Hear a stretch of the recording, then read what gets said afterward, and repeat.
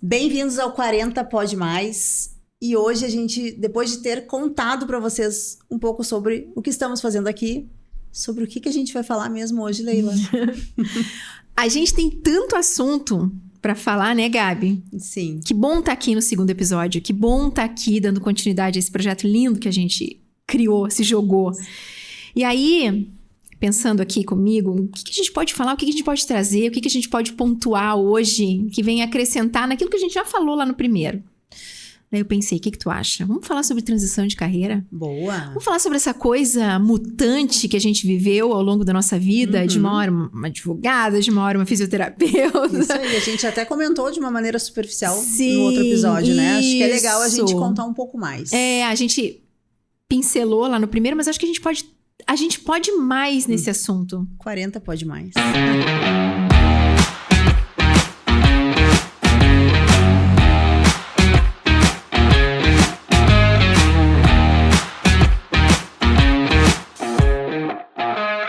Então, o que a gente pode trazer sobre isso? Acho interessante, Leila, porque tem muitas pessoas que passam por transições e às vezes encaram isso como um fracasso. Sempre. A maioria. É muito julgamento. A gente se julga, é autocrítica, e a sociedade, os familiares e quem tá próximo acaba tendo esse julgamento, depender da escolha que tu tá fazendo. Qual é essa transição? E acho que a gente falar sobre alguma transição que tu fez, dentre todas, e eu também trazer algum conhecimento, alguma história minha, a gente pode fazer com que muitas pessoas que estão nos escutando percebam que não é um fracasso, e sim, às vezes, uma virada de chave. Sim, né? Um recomeço. Isso aí. Uma nova descoberta. Isso aí, uma nova fase. Acho que isso que é o dinâmico de todo esse processo. Eu me vi muito nisso em várias transições que eu fiz. Sim. De novo, a gente pincelou isso no primeiro episódio, mas com profundidade agora eu digo que houveram momentos da minha vida de muito sofrimento com isso. Eu acho que a gente já começa tendo que escolher o que a gente quer ser cedo demais. Muito cedo. Já começa lá. Muito cedo. 17, 18 anos, isso aconteceu com meu filho. Com 17, com 18 anos, o que tu quer ser, o que tu quer ser. E, gente, é difícil mesmo. A vida tá tão dinâmica, a vida tá tão corrida, são tantas coisas que a gente aprende com uma maturidade, mas a gente já fez a escolha lá atrás daquilo que a gente acha que a gente quer ser. E quando veio, já foi. E aí depois, ao longo da vida, quando tu escolhe também, um outro ponto que eu acho que conta é que a gente, o custo do estudo, da faculdade, do que tu tem que despender financeiramente pra tua escolha, também te dá uma certa trava. Com certeza. Agora lembrando, eu até nem tinha te contado isso, vai saber agora. Antes de fazer direito, eu fiz TI. Capaz, Leila. Tem mais não, isso. Eu não sabia mesmo. Eu fiz TI na Unicinos. Eu fiz 2 semestres de tecnologia da informação. Por quê? Porque meu ex-marido, na época, fazia TI e eu fiz o vestibular, passei e achei que, uau, consegui fazer 2 semestres. Gabi, eu não sei nem pegar numa calculadora. E TI tem muito disso. Sim, tem muito ciências exatas. E eu não me via ali. Mas era aquela coisa, porque computador é o futuro. A gente tá falando disso lá em 97. Futuro, e vamos... Sabe quando tu vai... É o efeito manada, assim, que tu vai indo? Sim.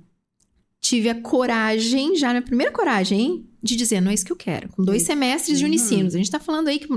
Para uma família de classe média baixa, é difícil, né? Claro. Trabalhava para pagar a faculdade, mas consegui ter a coragem de, peraí, não é isso que eu quero.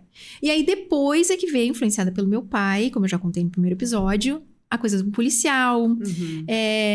Feliz com as escolhas, mas frustrado na educação, que ele não conseguiu fazer. Sim. Faculdade, e era o sonho dele. E eu falei, vamos nessa também. Aí tu fez direito. Vamos de novo, E aí, pra te ver, lá atrás, eu já vinha com essas questões. Né? Eu já vinha lá com direito, aí depois, de novo, gestão empresarial.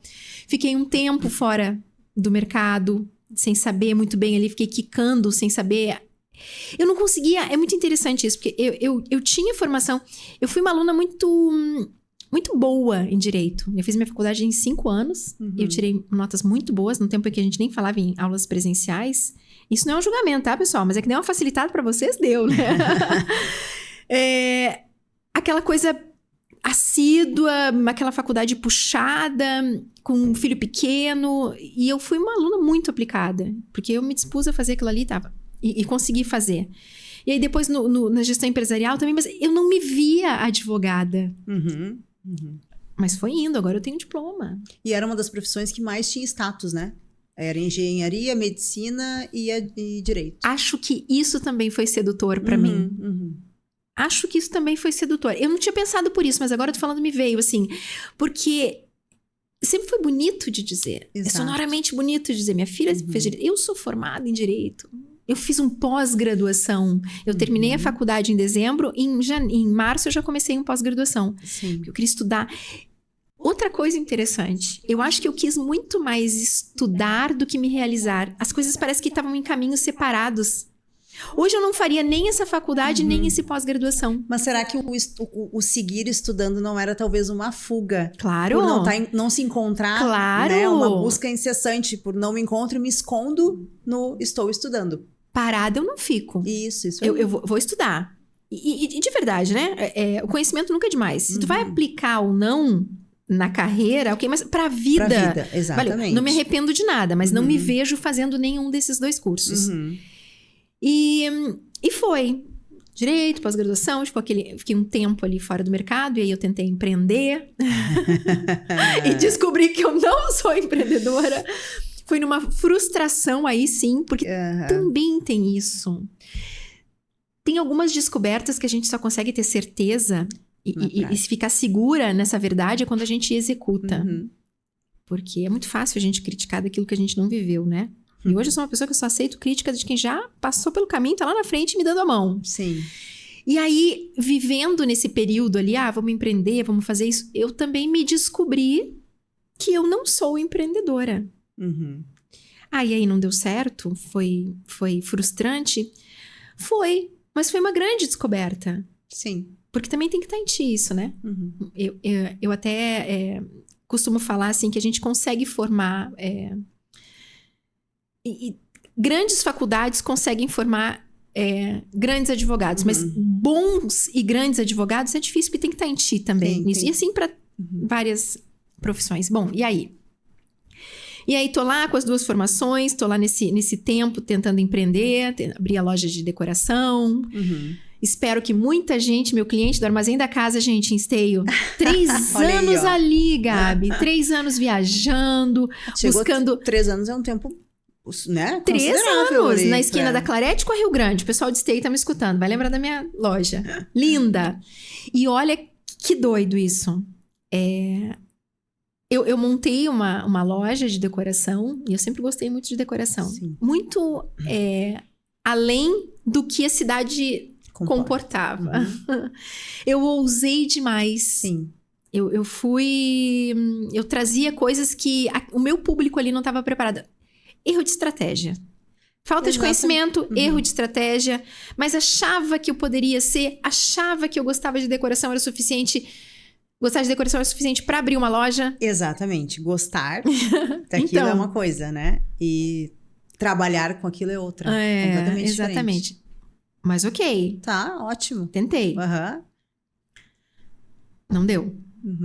Até deu. Nós tínhamos um combinado, que eu acho que isso também... eu nunca fui inconsequente nas minhas escolhas, assim. Eu sempre tentei, mas sempre com o pezinho no chão, assim. Bom, eu vou fazer direito, eu tenho condições para isso, eu vou juntar recurso financeiro, vou conseguir, vou fazer, vou abrir a loja, mas nós tínhamos um combinado de que não podia sair verba de casa para entrar para a loja. Sim. O momento que isso se invertesse, a gente ia ter que... E depois de 3 anos, quase que começou. E aí a gente pensou, não, enfim, eu preciso, para que isso dê certo, ouse muito mais, invista muito mais, tenha estratégias grandiosas. E a minha grandeza não estava de acordo com aquilo, porque... De novo, para empreender tem que ser muito ousado hoje no Brasil. Isso eu tô falando há 10 anos atrás. Ok, não deu certo, fechamos a loja. E aí é que vem a grande transição. Eita, agora que a gente vai falar de transição. Conta. Como é que foi? O que faz daí? O que faz com 2 diplomas e uma loja fechada? E uma condição financeira boa. Meu ex-marido com uma carreira promissora, já estabilizado dentro da empresa, eu com culturalmente, já tinha feito os cursos que eu queria, mas eu precisava fazer alguma coisa. Sim, se né? Eu sentir queria, viva. eu ainda pulsava em mim, eu preciso fazer, eu preciso me encontrar. Uhum. E com aquela certa frustração, não dei certo aqui, não dei certo ali. Como que eu faço? E aí foi a grande chave.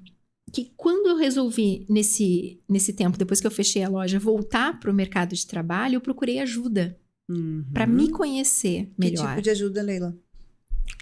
Eu fui para uma empresa chamada Produtiva em Porto Alegre, onde eles fazem recolocação no mercado. Tipo coach? Isso. Eles buscam uma colocação para ti no mercado, sem que tu vá. Eles vão captar empregos, possíveis empregos, de acordo com aquilo que tu quer. Mas antes disso, eles precisam entender quem eu sou e o que eu quero. Com certeza. E eu cheguei lá, Gabi, conversar com eles, a gente fez um trabalho psicológico com psicólogos durante 2 meses,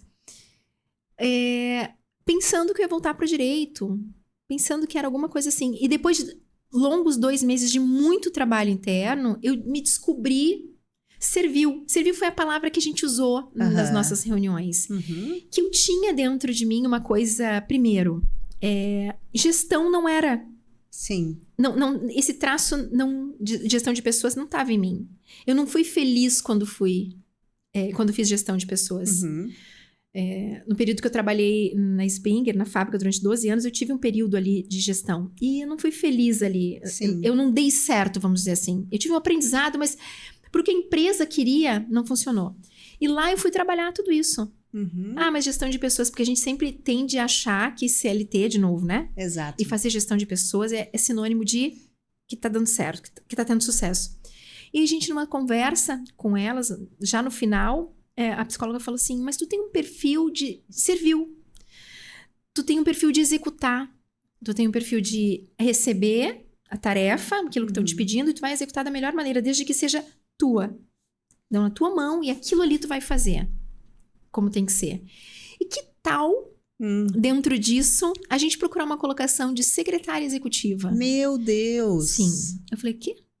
Aí, como assim? de novo, ignorâncias que a gente vai construindo por falta de informação, tá? Ignorância no sentido de não conhecer. Secretária executiva, que cargo é esse? O que faz? Planilha, entrega correspondência. Atende telefone, organiza agenda. E aí veio um cenário muito rico e interessante dessa profissão, que hoje eu tenho maior admiração pelas secretárias executivas. Elas realmente são braço direito e esquerdo, se não. Sim. E talvez o cérebro. Né? Muitas vezes que a gente pensa antes deles. E aí, quando ela me desenhou esse cenário, quais eram as atribuições, o que fazia, que legal. A forma de tu pensar na frente, ser o suporte da pessoa, tu tirar da frente dele tudo aquilo que tu pode resolver antes que ele precise. Apresentar soluções antes de se apresentar os problemas, né?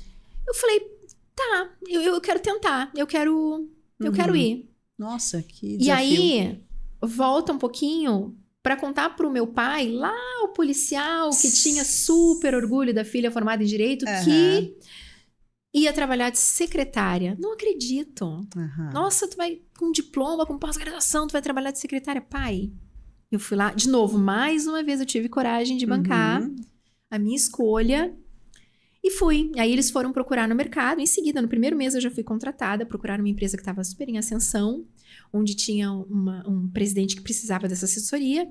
E o legal, Gabi, de tudo isso, que tudo que eu tinha vivido foi o que impactou para que ele me contratasse. Entendi, com certeza. Todas as minhas vivências na área do direito, da loja. Eu lembro que a nossa entrevista ela foi só pessoal. Ele falou assim, profissional, a gente tem uma equipe que vai te ensinar o que tu precisa. Sim, mas eu quero saber da tua vida, eu quero saber o que tu viveu.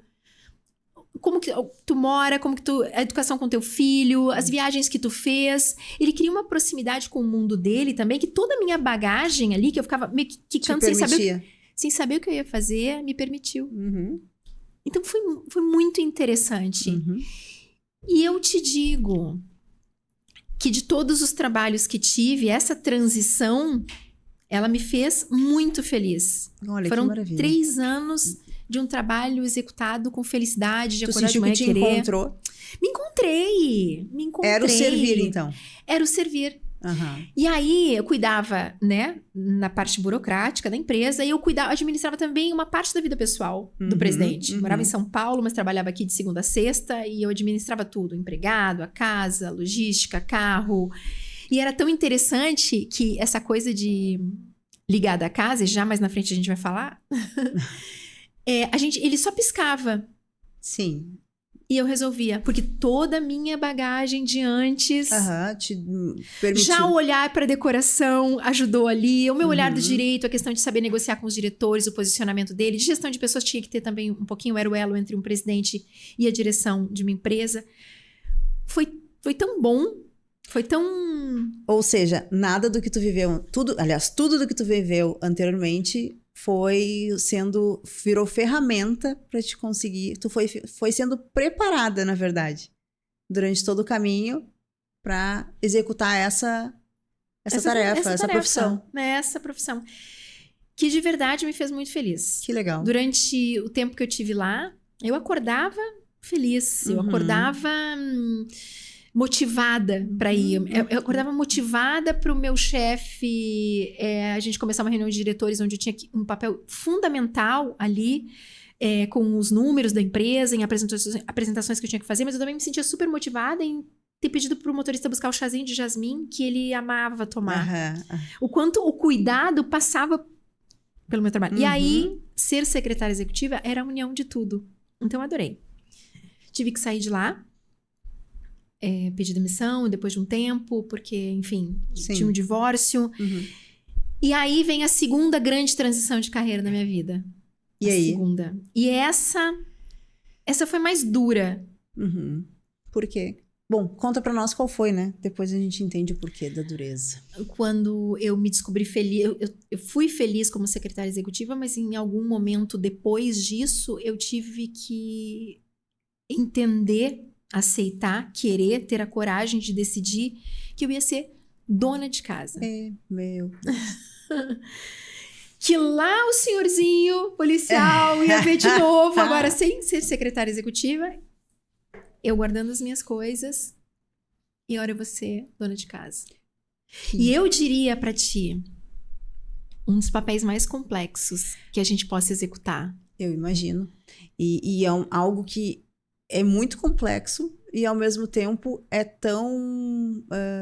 como é que a gente pode dizer? Não é mal visto, mas não valorizado. A sociedade fala muito nisso, né? De valorizar a dona de casa, de valorizar... Mas isso tá tão distante ainda do valor que realmente a gente precisa. Foi a primeira vez que, antes disso, eu sempre trabalhei. Né? E era dona de casa, mas eu sempre trabalhei. Então, eu ali, equilibrando os pratinhos sempre, né? Por vezes eu tinha ajuda, outras nem, não tinha. E a gente foi indo. Mas dessa vez eu optei por isso e era sozinha. Sim. Um casamento novo, uma condição financeira diferente, uma casa, um filho e um enteado. Um marido que viajava muito e eu assumir para mim mesmo, eu vou ser dona de casa. Essa vai ser a minha função na vida. Eu vou ser servil a essa família que está sendo construída nesse novo formato agora. Sim. Eu casei com uma pessoa que viaja muito, que passa em média 6 meses do ano fora. Eu tinha, né, um filho do outro casamento, eu tinha um filho do casamento do meu novo marido. Sim. Eu tinha uma casa nova para cuidar, eu tinha que colar as minhas feridas também, pós-divórcio.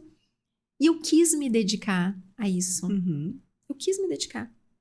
Poderia ter voltado para o mercado? Claro que poderia. Poderia ter ganhado um salário ótimo, uma recolocação. Mas eu optei por essa, eu digo assim, eu diria, talvez a profissão mais, ou a fazer mais nobre. Eu ia falar nobre também. Que foi fazer dar certo. Ui, eu acho que eu vou me emocionar. Me conta uma coisa que surgiu agora que te ouvindo falar. Quando tu decidiu, vou ser dona de casa, tu sentiu que tu estava tendo que te convencer? Tu sentiu um certo preconceito de ti contigo mesmo, com a tua escolha? Sim, senti, claro. Eu acordava muitas vezes de manhã e pensava assim, mas qual é o meu propósito? Mas como assim? O que eu tô fazendo? De novo, que parece que o trabalho de casa não é o suficiente pra gente executar na vida. Ah, mulher tem que trabalhar, tem que ganhar dinheiro. Mulher tem que trabalhar, se ela quiser também, ok? Exatamente. Mulher tem que trabalhar. Agora, a forma que ela decidiu trabalhar na vida, isso é tão pessoal. E eu, Gabi, te digo que nesses anos, a profissão de influenciadora vem um pouquinho depois, eu nunca fiquei um dia sequer parada.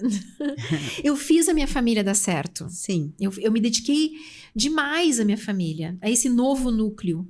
Eu dei todo o amparo que meu filho jovem precisava, que o meu enteado precisou de mim, que o meu marido precisava. Eu construí esse lar, claro, com a ajuda deles também, mas com toda a dedicação e amor. E o meu pagamento não veio no banco, mas veio na vida. Sim. Hoje o que eu construí me faz feliz, me faz rica demais. Mas eu tive que me bancar. Não aos olhos mais dos meus pais, porque nesse meio de tempo eles faleceram, os dois, mas das pessoas em geral, da própria sociedade. Eu vi coisas do tipo, nossa, com essa formação, mas tu não vai trabalhar? Mas tu não pensa em fazer alguma coisa? Sim. Mas tu não sente falta de ter o teu dinheiro? Porque também tem essa construção, né, da mulher que tá em casa. O dinheiro do marido, o dinheiro meu dinheiro é o dinheiro do meu marido é o meu dinheiro. Mas tem uma coisa tão enraizada nisso. E muitas vezes até velada, né? Não Velada. É algo que se fala, assim, claramente como tu tá trazendo. É uma coisa que as pessoas pensam, quando tem a oportunidade, criticam e ponto final. Não se tem um momento de reviravolta e... Não. Ok. Que eu acho que é um trabalho muito legal que tu faz, inclusive, no teu perfil, no teu Instagram, né? Que é mostrar o dia a dia... Claro, somado junto com todos os outros trabalhos que tu faz, de gastronomia e toda a poesia que tu traz esse conteúdo, mas lá nos teus stories é vida real, dona de casa. Dona de casa. Tanto de coisa que tu faz e aqui rasgando seda já rasgando seda, divinamente, né? Eu sempre te falo, aquela sala que é uma sala que é fria, tu dá aquele estalo e aquilo se transforma, né? Sim. É muito acolhedor todos os ambientes. Eu tenho o prazer de conhecer tua casa pessoalmente, né? E é um ambiente totalmente acolhedor. Tu vê que tem amor ali, tem cuidado. Tem cuidado. Tem todas as Leilas ali na minha casa. Tem a Leila lá da loja, tem a Leila que fez as mandalas, tem a Leila Sensível, que é uma secretária executiva que quando os meninos pensavam em alguma coisa, quando moravam conosco, já estava pronto, a solução de coisas que meu marido precisava. Tem a Leila advogada que tem que ali, mediar, que teve que mediar por muito tempo, de novo, enquanto os meninos moravam conosco. A gente, para quem não sabe, eu tenho filho e enteado da mesma idade, que vieram de mundos completamente diferentes, num novo casamento, morando na mesma casa. E aí eu te digo que essa dona de casa, esse meu bancar naquilo que eu queria, fez total sentido. Foi a melhor coisa que eu poderia ter feito. E também, uma outra coisa que contou muito para essa decisão foi poder acompanhar o meu marido muitas vezes nas viagens que ele fazia. Que a gente já se encontrou depois dos 40. Sim. Os dois maduros, calejados, vindos de outros relacionamentos também. Então a gente se encontrou numa fase bacana e mais madura da vida. Então abrir mão de uma coisa também para ter outra. Claro. Para viver mais com ele, para poder me dedicar mais a esse relacionamento que eu queria que desse certo. Talvez a gente pudesse dizer que tu optou por sair de uma vida automática para viver ela com uma presença única, né? Eu botei toda a minha intensidade. Toda a minha intensidade nesse meu projeto. Porque isso foi um projeto. Quando a gente casou, que eu decidi bancar a minha escolha da minha segunda transição, diria assim, a mais forte, foi um projeto nosso. Tu fica, tu dá conta de tudo, tu resolve tudo, eu vou viajar, quando der tu vai junto, a gente tem os meninos que precisam, a gente vai comprar uma casa, e deu tudo certo, mas precisou de muita força. Sim. E eu fico tão entristecida quando eu vejo pessoas ou mulheres que não apoiam decisões assim, sabe? Ou as que me criticaram lá no passado também, ou essa busca incessante por um sucesso que, gente, cada um tem o seu. Sucesso é uma coisa muito pessoal. O que é sucesso pra ti, Gabi? O que é sucesso pra mim é olhar minha família hoje. Olhar as minhas vivências, olhar a família, olhar o meu enteado, olhar o meu filho, olhar o meu marido, o meu casamento, a minha construção, a minha felicidade, a cultura que eu adquiri, as histórias que eu vivi, os diplomas que eu estudei, que eu lutei. O trabalho que agora eu escolhi como influenciadora, aí vem a terceira transição, mas essa aí veio naturalmente, assim. Sim. Dentro desse meio de casa, eu usei a ferramenta do Instagram quando aquele buraquinho do eu preciso... Aqui tem uma brechinha, eu preciso fazer alguma coisa para preencher essa brechinha aqui. O Instagram veio vindo. Eu busquei fechar essas brechinhas. E o Instagram veio vindo. Foi crescendo. E aí hoje, claro, eu tenho isso que me toma bastante tempo. Mas ele veio tão organicamente dentro dessa minha decisão, nessa segunda transição, que fluiu. E eu agradeço por ter tido a coragem de todas elas ter tentado, ter me jogado e ter desistido. Que às vezes a gente desiste para dar um passo atrás. E aí depois conseguir dar outros tantos mais à frente, mais forte, mais centrada, mais equilibrada, né? Que não é fácil. O ato de desistir, de recuar, é muito mais difícil do que a decisão de fazer. Porque tem uma renúncia, porque tem uma frustração embutida ali, porque tem um julgamento. Próprio nosso até, né? Nossa, eu mesma me critiquei muitas vezes. Pensei, o que eu tô fazendo aqui? Que é tão complexo tudo isso. Ou quando eu via, assim, pessoas em casa segurando uma vassoura ou com um rodo limpando. Aí tu olha lá, tem uma mulher de 40 e poucos, executiva, toda linda, no tribunal, numa audiência. Eu falei, eu poderia estar lá. Por quê? O que isso significa na minha vida? Então, tem que ter uma verdade, uma segurança muito grande para fazer essas transições e tentar bancar elas e seguir acreditando. Sobretudo, sentir verdade naquilo que a gente quer. É o que eu ia falar. Quando tu vê a executiva lá, né, com aquele taier toda bonitona, ou a dona de casa com a vassoura, com o rodo, como tu falou, não é sobre a imagem, é que a gente é muito induzido a consumir, né, de todas as formas que a gente pode consumir pela imagem. E, na verdade, o segredo está no sentir. No que tu sente. Isso é a vida. É o que a gente sente. Tanto que se fala muito sobre sentir a vida. Sentir o vento no rosto. Sentir o sol. Né? Então, a gente precisa sentir o que está dentro da gente. E muitas vezes a gente não para sentir porque está naquela avalanche do controle de massa da sociedade, dos nossos pais, da nossa família, que também vem sofrendo com isso já há muito tempo. Sim. E aí a gente acaba se atropelando e não sentindo as coisas e vivendo no automático. E tu saiu completamente do automático. E olha como todo o caminho que tu trilhou te levou a uma expertise para hoje conseguir dar conta de uma casa é muito difícil. E agora eu não consigo dar conta da minha casa. E agora de duas? Então, assim, é incrível como tu conseguiu fazer de uma maneira magnífica, assim, essa questão de dar conta do recado. Sim. Tu deu conta de ter hoje uma família que, nossa, eu tenho, né, ali a gente tem uma proximidade, conheço as histórias, onde tá cada um desses integrantes dessa história. Sim. E tá todo mundo lá em cima voando. Todo mundo. Eu tenho o maior orgulho do que a gente construiu, né? O Jonatas e eu um suporte, ele o meu, de como a nossa família foi. E sobretudo, Gabi, eu tenho muito claro para mim que a minha decisão de ficar, ela foi fundamental para esse alicerce. Com certeza, com certeza. Eles precisavam de mim. Eu precisava bancar isso. Eu precisava estar ali. Eu precisava fazer acontecer. E todo esse universo de casa também, ele não foi para mim tão difícil, porque, de novo, lá atrás, eu amo casa.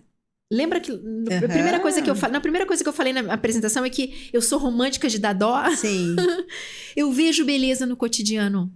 Eu vejo beleza no sol entrando na janela de manhã. Eu vejo beleza na florzinha de R$5 que eu botei na mesa. Sim. Eu vejo beleza no meu filho descer e perguntar: mãe, tu pode fazer pra mim aquele bife que tu ama? Porque, na realidade, a beleza da vida tá nessas coisas. Romantizar isso também foi uma ferramenta, porque isso é intuitivo meu. Eu sinto o romantismo. Tu é uma pessoa romântica. Eu realmente me emociono com as coisas cotidianas. Então, juntando tudo isso, eu consegui fazer com que fosse leve. sobre essa minha escolha, essa minha transição, ela fluísse, desse certo, que ia ter um lar acolhedor, que a estrutura ia ser boa, que a gente ia conseguir fazer dar certo. Então, eu me sinto com muito sucesso na minha escolha. Certeza. Muito sucesso. E agora, com o Instagram, é um misto de tudo isso. Sim. É jogar um pouco da advogada, um pouco da decoradora lá da loja, da mandala, da secretária executiva. Eu ouvi semana passada de uma seguidora que escreveu que ela disse que eu brinquei que era um perfil democrático, né? Que aparece... Um dia eu apareço com um vestido vermelho e no outro dia eu tô estendendo roupa. E ela falou, poucas pessoas ainda na rede a gente ainda tem assim. Que a gente, dona de casa, independente de qualquer profissão que ela tenha, ela é um pouco de tudo isso. Sim. Tem uma hora que ela vai colocar roupa na máquina. Exato. E tem uma hora que ela vai estar toda linda. E nós somos isso. Mas o que a gente escolhe aparecer é só a parte mais poética, mais bonita. Sim. E eu consigo colocar uma poesia lá estendendo a roupa. Ou lá... Hoje é dia de limpar a casa, tá com cheirinho de alecrim. Porque eu não me sinto mais bonita com o vestido vermelho do que eu me sinto mais bonita quando a minha casa tá linda e florida.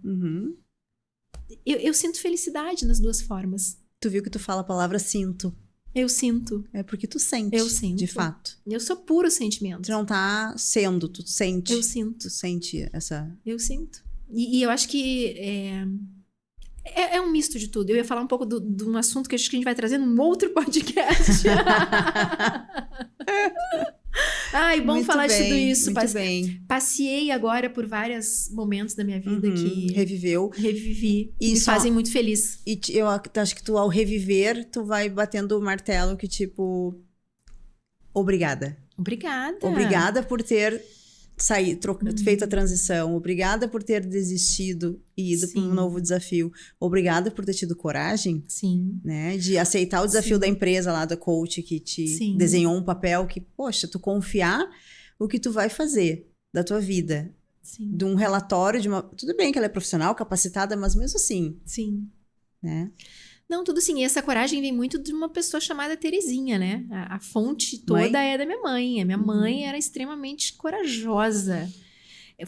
Toda a poesia que eu tenho na vida veio dela. Tua mãe era dona de casa? Minha mãe era dona de casa. Ela tinha uma floricultura. Mas ela era uma dona de casa. A floricultura era junto na casa, assim, do lado. E romântica também. Uma mulher, assim, que via poesia na casinha dela... de madeira, cheia de cupim no cantinho, mas que tava sempre com flor na mesa, tava sempre arrumada, tava sempre...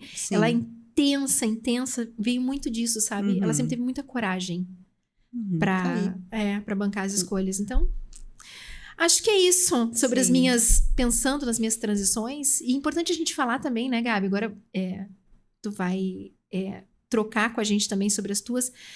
Mas que se fala tão pouco nisso, né? Sim. Se fala pouco, se julga muito, né? Numa forma em silêncio, mas é aquilo que eu acho que a gente... o julgamento está dentro da gente mesmo. A gente se preocupa, se sente fracassado.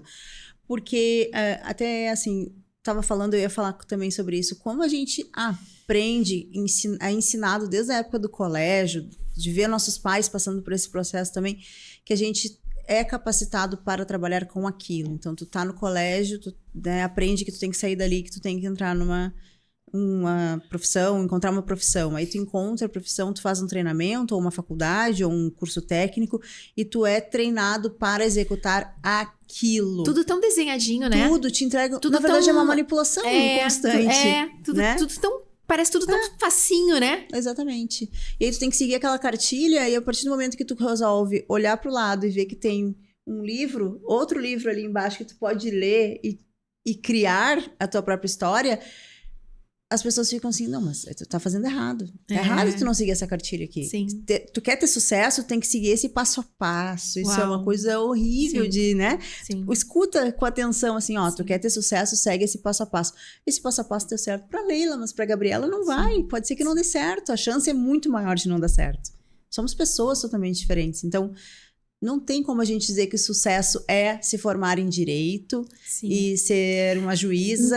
A gente não pode nem falar que sucesso está na formação. Exatamente, Leila, é isso. Me coloco nisso porque já fui uma mãe dessas. Adorei. de dizer pro meu filho que meu sonho é que ele também fizesse uma faculdade. Como é que foi a frase? Sucesso não está ligado a uma formação. A gente vai botar isso lá no título do podcast. Isso, e não tá. Cada um tem o seu modelo de sucesso. É isso. Sucesso é ser feliz. Sucesso é ser feliz. O maior parte do tempo possível. Porque ninguém é feliz o tempo inteiro também. Mas é importante que a gente tenha certezas nas nossas escolhas. Ou pelo menos tente ter. Clareza, se a gente tiver essa certeza, não importa se tem formação, se não tem formação, se passa longe da formação, mas que a gente consiga ter essa verdade. Acho que antes da busca por uma profissão, é a busca de uma verdade que está dentro da gente. Autoconhecimento. Um autoconhecimento. Só para concluir, Gabi, não vou te interromper mais. É importante isso, porque eu quero falar isso para as pessoas. Durante todo esse período, de novo, eu já falei essa frase no primeiro, mas ela é muito importante que eu vou falar de novo. Teve uma pessoa que me disse, quando eu falei para ela de tudo que eu já tinha feito, né, num trabalho de autoconhecimento, ela disse, mas tu tem múltiplos talentos. Acho que isso é tão forte, isso é tão bonito. A gente tem que falar isso tanto para as pessoas que eu posso ser muitas coisas. São coisas diferentes, né? A gente se encontrar e ser feliz naquilo, ou a gente conseguir fazer várias coisas e ser feliz com várias. Também não quer dizer que a gente deu errado. Hoje eu posso amar isso, amanhã eu posso amar aquilo, amanhã eu posso... Uma vida inteira fazendo uma coisa em muito tempo. Sorte de quem consegue. Feliz de quem consegue. Mas muitas pessoas vão precisar fazer 3, 4 ou 5 ao longo da vida, né? É isso. É isso aí. Agora eu quero saber da tua, dona Gabriela. Eu sei que vem transição bonita por aí, hein? Tiveram algumas, né? Eu já comentei, assim, de uma maneira mais superficial. E, assim, eu escolhi um ponto que eu acho que é muito importante trazer, porque tenho certeza que muita gente tá presa nesse conceito, né? Que eu tive que romper. Então, assim, de todas as transições, todas foram super importantes. Eu agradeço todas as Gabrielas por hoje eu estar, de fato, no lugar onde eu preciso e quero estar. Mas, e é aquilo que tu falou, todas elas me construíram. Então, eu até já converso contigo isso faz tempo, mas assim, ai, Gabi, o teu olhar é tão diferente. Eu trago muita bagagem da parte hospitalar. Né? Então, isso deve ter me transformou, né? Internamente. Então, assim, eu tenho esse olhar, eu não consigo tirar ele de mim. Então, o cuidar, né, de uma maneira que, como um todo, não só como uma pele, uma ruga, uma olheira, o que for, dos incômodos que chegam para mim no consultório, ele é amplo. Então, às vezes, eu acabei desenvolvendo um feeling de lidar com o ser humano numa situação mais frágil, que eu consigo olhar e eu vejo que aquela mulher, ela tá com outra dor. E aí eu Olha que interessante essa tua fala. Talvez porque tu tenha vindo da área da saúde, tu consegue enxergar antes da estética. Exatamente. Que interessante. Eu nunca tinha pensado nisso sobre a tua carreira. Mas assim, de todos os momentos, acho que um dos mais difíceis foi eu sair da CLT e ir para o profissional liberal, né, o autônomo. E eu passei por esse processo. Então, eu atingi, como fisioterapeuta, eu atingi um emprego na parte privada que era o melhor, né? Em Porto Alegre, aquilo era o máximo. E eu escolhi sair. E quando eu tomei essa decisão, primeiro que para eu chegar... o ato de tu perceber, trazer para o consciente algo que teu coração tá te emanando, é um processo muito duro. Eu sempre falo isso, assim, porque isso é o momento onde tu fica triste, infeliz, desacorçoado, que nem eu digo, sem saber muito o sentido das coisas. Ali tu te perde, tu dá uma desconectada e não consegue entender o que é. É justamente quando o teu inconsciente tá querendo te fazer enxergar. Cara, tu não tá feliz aí, cai fora. E aí vem a ansiedade, vem a pele que fica ruim, vem o sobrepeso que vem surgindo, e aquele sombra no olhar, né? Aquela falta de vontade. E aí o meu corpo deu sinais. Eu fui parar na emergência do hospital com crise de ansiedade, né? E aí, assim, para tudo. O que tu quer? Tu quer continuar seguindo nesse modelo de falsa segurança do CLT? Sim. Né? Porque isso era considerado, e muito da minha família, né? É considerado, é um lugar seguro, né? Ser CLT é o melhor investimento profissional que tu vai fazer, e tu formou para isso, então fundo tu vai de garantia, trabalhar nisso. Férias, 13º, palavras que a gente ouvia muito, né? Que a geração de hoje Nem sabe o que é. não tá nem aí mais pra isso. Não. Eles entenderam Sim. o sentido da coisa. Sim. Mas, enfim, naquela época, isso a gente tá falando de uns 12, 13 anos atrás, eu migrei, então, eu pedi demissão de um dos melhores hospitais para se trabalhar na área da fisioterapia, na rede privada, para entrar na faculdade de educação física e dar aula de musculação, assim, de personal trainer, que era uma coisa que não era bem valorizado, não era muito valorizado em termos de dinheiro, né? Não era muito bem pago. Então, o aluno não tinha um compromisso, uma previsibilidade de entrada de dinheiro. Ele estava contigo no mês seguinte, se Sim. ele faltasse alguma coisa, o personal saía. Personal é uma profissão de agora, né? A gente tá falando assim de quê? 10 anos? Se fala. Se fala. Que se fala. Se Não, valoriza. Talvez, isso. eu acho que na pandemia veio muito forte. Ah, sim. Né? Mas, na pandemia ficou mais forte. Mas não é uma coisa muito antiga. Não, de um tempo 10 anos. pra cá, a gente começou a entender, Isso, né? isso. O valor, o quão a gente precisa, o quanto é importante, enfim. E assim, cara, tu vai sair do emprego com tudo, né? E aí vai trabalhar, assim, sem compromisso. Então, era uma coisa que muitas vezes eu percebia o murmurinho do tipo assim, esse trabalho dela não tem compromisso com nada. Se ela quiser ficar em casa dormindo, ela desmarca, fica. Né?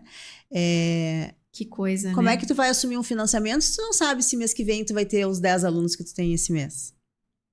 Tá? Nossa, Gabi, eu te ouvindo, eu me pego em algumas falas e me chicoteio aqui. Com o filho? De dizer pra ele, tu precisa ter comprometimento, ter horário pra levantar. Uau, Gabi, como somos... Aí. Como falta informação sobre um contexto geral para que a gente Sabe tenha o que essas acontece, falas, né? Essa transição que aconteceu, assim, no mundo como um todo, né? Essa globalização, essas novas profissões, a tecnologia invadindo a vida de todo mundo, a gente pegou essa transição, a gente veio de uma geração que não tinha essa tecnologia toda. E as gerações seguintes já nasceram hoje. Sim. Tu nasce com teu DDD já ali, com o teu celular, né? Com o teu número. E aí, assim, eu acho que é muito difícil. Não dá pra julgar também quem tinha esse pensamento. Eu não julgo os meus pais hoje, sabe? Na época eu ficava, tipo, com raiva. Porque era o que eu sentia, mas... Sim. A fala fazia assim, eu questionar. A fala deles era a partir do conhecimento de vida que eles tinham. Claro. A coisa estava vindo ainda. Exato. E aí, assim, foi muito difícil. Eu me questionei várias vezes se eu estava fazendo a escolha certa. Muito medo de, tipo, vou deixar o que já está certo e que é muito bom por algo incerto. Por algo que hoje não é algo, assim, muito bom, muito bem visto, muito procurado. Né? Então, a demanda era menor. Mas não fazia mais sentido porque eu trabalhava com pacientes em reabilitação e na época eu estava trabalhando com a parte de oncologia. Então, eu sou uma mulher muito intensa e eu me envolvo. A dor do outro, ela vira a mim assim, num piscar de olhos. Então, acabava que eu estava indo... A área da oncologia, infelizmente, eu acabava indo em muito velório. Quando eu me via, eu estava indo assim, frequentemente em velório, enterro dos pacientes.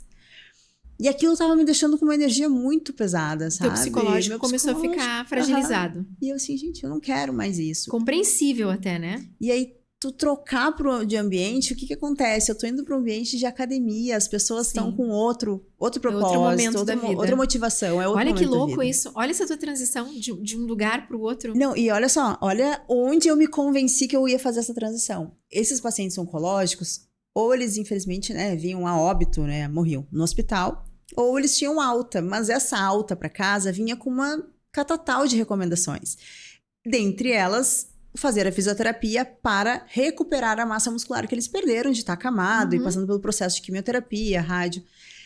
E aí eu me vesti numa carapuça de que eu precisava aprender a evoluir os meus exercícios de fisioterapeuta como educadora física. Eu precisava de algo a mais. E aí eu voltei pro escudo do vou voltar a estudar, né? Eu sei, cara, eu preciso evoluir esses treinamentos em casa e eu não tô conseguindo, então eu vou fazer uma faculdade para isso. Cara, era só fazer um curso como fisioterapeuta, uma capacitação, baixar a cabeça, estudar. Que eu já tava sentindo que eu não queria mais aquilo. E aí eu armei um escudo E fui fazer a faculdade, e aí, por circunstâncias da vida, pessoal, eu já comecei a atuar ali, né? Já durante a faculdade, eu já tinha, então, um local para fazer estágio. E aí eu comecei a experimentar a sensação de ter a liberdade de poder determinar como seria o meu trabalho. E aí eu percebi o quanto eu não tinha perfil para ser CLT. Aí você já foi tomando gosto por... Sou dona das rédeas da minha vida profissional. Exatamente. Eu que determino. Então, ali eu entendi a primeira coisa muito importante da minha vida. Eu não tenho um perfil para ser CLT. Eu preciso ser dona do meu negócio. Eu preciso ter a minha autonomia. Uma vez que tu entendeu isso... E não é por isso... por eu ser autônoma ou liberal, que eu vou ter menos responsabilidade de quando eu era CLT. Eu continuo tendo horário para levantar, horário para ir trabalhar, relatórios para passar no final do mês para os alunos. Então, todas as responsabilidades da profissão vieram junto, indiferente de eu ter uma carteira assinada ou não. Então, para mim... Até porque isso é inerente ao trabalho, né? Isso é da pessoa. É da pessoa, né? Exatamente. Então, para mim, essa transição de todas as que eu fiz, esse momento, na verdade, esse momento de sair do CLT para o ser profissional liberal, foi muito difícil pelo preconceito, pelo meu próprio julgamento, pelas histórias que eu escutava e que até hoje se escuta, né? Tá entranhado na gente, na sociedade, na geração anterior. Nós somos julgadores de berço, né? A gente tem muito que evoluir nisso, né? Exatamente. A gente tem uma facilidade tão grande em dar pitaco na escolha do outro, no que o outro está fazendo, no que o outro, né? Com certeza. E aí, olha só que interessante. Essa transição, eu descobri esse meu potencial para ser autônoma, ser líder do meu próprio negócio. E depois dessa fase, assim, foram 9 anos, né, como profissional liberal, personal trainer, eu, por questões, né, pessoais, até comentei no outro episódio, tive que descobrir uma nova profissão. E eu fui para um CLT. Gente, eu quase adoeci. Nesse período eu conheci o Gabriel e ele me via, assim, eu era uma pessoa totalmente estressada, porque tinha regras, normas, e não é que eu não gosto de regras e normas, hoje eu vivo a minha vida uma rotina regrada, com normas, mas que eu estabeleço para mim e pro meu negócio. E assim, a minha vida virou um estresse novamente, e aí eu me perdi daquela descoberta que eu tinha feito, né? Comecei no automático, tava num momento turbulento da minha vida pessoal, precisava de algo que me desse segurança, e aí fui pro emprego de CLT. Já na área da estética, digamos assim, trabalhava com depilação a laser. Mas aquilo começou a me fazer muito mal. E aí, quando chegou as minhas férias, trabalhei o ano inteiro e aí férias. Aquelas férias de um mês, não? Naquela época não tinha como negociar, assim, era férias de 30 dias. Eu fui para as minhas férias e eu não quis voltar mais. Sim. Eu disse, meu Deus, como aquilo tá me fazendo mal? Porque daí eu parei pra prestar atenção no que eu estava sentindo. Sim, longe daquilo, tu entendeu que era aquilo que não te fazia... Exatamente. E a gente não tá aqui tocando pau em CLT, né, gente? Não, porque não é bom falar, porque eu e a Gabi, a gente conhece muita gente que é feliz na carreira que tá trilhando dentro do CLT. A gente tá falando das nossas vivências. É sempre bom que é perfil pontuar. E perfil. Exatamente, a gente tá falando aqui do nosso perfil. Das nossas experiências. E assim, saí do CLT e... vamos empreender. Que bom. Eu agradeço, minha pele também. E aí, assim, então, o que eu posso trazer hoje, a Gabriela de hoje, né? A biomédica que recebe as pacientes, que cuida dessas mulheres incríveis. Primeiro de tudo, eu entender que eu sou apaixonada por liderar o meu próprio trabalho. Então, eu sou apaixonada. A adrenalina do meu trabalho, ela é meu combustível. Tá? Então, às vezes, eu até recebo algumas críticas de pessoas que eu gosto, que eu tenho que, cara, eu tenho que desligar um pouquinho. O Gabi mesmo fala, desliga um pouco. Eu disse, cara, meu cérebro, ele não dá, eu não consigo controlar a velocidade dele. Eu acho que muito da adrenalina que eu sinto do meu trabalho. Meu trabalho me desperta uma adrenalina muito forte. E também, assim, nessa transição, eu acabei tendo a oportunidade de conhecer como é que era trabalhar com outras mulheres, porque eu dava aula de musculação somente para mulheres. E naquele momento, todas aquelas mulheres que eu dei aula, que eu conheci, algumas até inclusive tenho contato e vínculo até hoje, elas buscavam estética, né? E aí eu era uma pessoa totalmente voltada para a área da saúde, para doença, tratamento de doença. E ali eu comecei a descobrir como era interessante também trabalhar com a parte estética, com os resultados, com metas da imagem da pessoa. Então, mulheres que queriam emagrecer, mulheres que queriam tonificar o corpo, ficar mais musculosa, enfim, vários objetivos diferentes.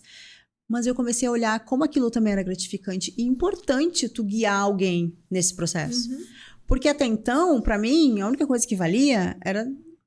Eu sou útil se eu estiver trabalhando com doença. Sim. Se eu estiver servindo alguém para aquele momento difícil da vida dela. Num processo de cura. Que não é diferente da tua escolha agora, porque é um outro tipo de cura. Exatamente. Tão importante. Outro tipo, né, de cura. E aí, assim, então, hoje eu sou muito grata a essa transição, principalmente, mas todas as experiências viraram bagagem para eu me tornar a profissional que eu sou. Claro. Então, E é bem perceptível. Tu falou que é perceptível nas minhas escolhas, né? Analisando o trabalho que eu faço. E eu te digo a mesma coisa agora, ouvindo tu dizer, é muito perceptível essa tua delicadeza em entender o que há por trás daquela questão estética, porque vem de um trabalho feito com uma cura num período fragilizado de alguém que precisava. É isso aí. Foi toda uma construção da tua bagagem ali para olhar hoje com tamanha sensibilidade, para olhar mais profundo, para olhar além da pele, para olhar o sentimento que a mulher tá ali. Eu lembro muito de uma coisa que tu falou, que me marcou muito, o quanto tu observa a nossa reação quando tu entrega o espelhinho pra gente. Sim, isso aconteceu no primeiro... Ela faz isso, gente. Ela dá Você tá me entregando, ela Leila? dá um espelhinho pra gente se olhar e dizer... para ela, o que incomoda. E ela observa a nossa reação. E aí, e é um espelhinho aquele bem tinhoso, assim, que aumenta, né? Ele falou assim, e aí ela vai tendo a sensibilidade de perceber ali aonde tá o problema, que às vezes não é estético, às vezes... Isso tudo veio dessa construção toda. Exato. Com certeza, disso. E hoje é um diferencial. É um diferencial. É um diferencial. Então, é um diferencial. Assim, obrigada por todas as fases que eu passei. E não foram fracassos. Não. Foram um preparo para eu poder ser a profissional que eu sou hoje dentro do meu propósito. Então, assim, voltando lá ao nosso início aqui no episódio, aqui no canal, na fala, não é sobre fracassar. É sobre viradas de chaves para se encontrar. Eu acho que a gente só pode falar... A palavra fracasso, ela é extremamente forte, assim. Mas eu acho que a gente só pode pensar nela quando a gente desistir de tentar. Isso. Enquanto a gente estiver tentando se encontrar, fazer alguma coisa, associar a felicidade, a realização, a monetizar, se sentir viva, a gente não tá fracassando, não. Ainda, gente, que a gente tem que passar por inúmeras transições. Ou que a gente se mantenha na mesma escolha ao longo de uma vida. E isso é uma coisa importante que tu falou, hein? Porque a gente pode fazer transições, não de carreira, mas essas viradas de chave, elas podem acontecer dentro da mesma profissão. Isso, claro. Então, tu pode te reinventar, sendo advogada, tu pode te reinventar e ter sido 3 Leilas advogadas dentro da área da advocacia. Sim. Entendeu? Então, eu acho que até a gente aqui nesse podcast hoje, a gente está se reinventando. E tu continua sendo uma influencer, dona de casa, eu continuo sendo uma biomédica esteta. Então, se reinventar mesmo dentro da mesma profissão. A busca pelo novo, tentar se desafiar. A sensação da gente se sentir desafiada, ela é muito boa, né? Ela quase mata a gente de nervoso, né? Mas a sensação de que tu pode mais. Que tu pode mais. Tá aí também tudo a ver com o nome do... Ai, gente, ótimo papo. Espero que a gente possa ter contribuído com alguma coisa nessas nossas inúmeras transições, como profissionais, como mulheres de mais de 40. E trazido para vocês um pouquinho da nossa vivência. Isso aí, que toda essa conversa aqui possa te ajudar se tu tá nesse momento de dúvida, de se sentir perdida. Talvez olhar um pouquinho para dentro de ti e entender. A resposta tá aí dentro. Tá aí dentro. Tá escondida, é só tu parar e escutar com atenção que tu vai ter clareza no que tu precisa fazer. E aí ter coragem de fazer, né, Leila? E quando a clareza vier, coragem, mulherada. Isso coragem. Aí. Gente, é isso então por hoje. Um beijo para vocês e até o próximo 40 Pode Mais. Beijo.